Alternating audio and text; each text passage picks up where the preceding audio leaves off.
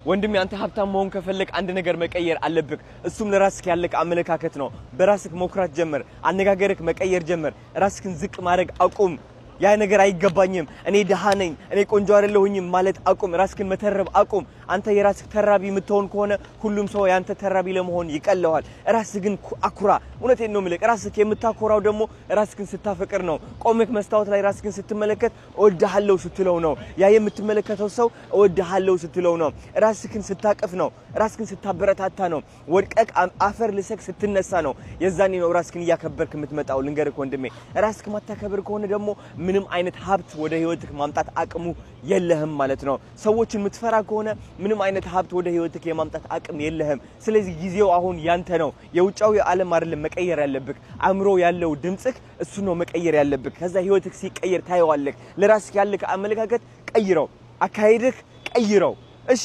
ጤናህን አስተካክል ሰውነትህን አስተካክል እውነቴን ነው ምልክ ወንድሜ እስከ መቼ ነው የምትጠብቀው ነገ ትሞት ከነገ ወዲያ አታውቀውም ለቤተሰቦችህ ቁም ለራስህ ቁም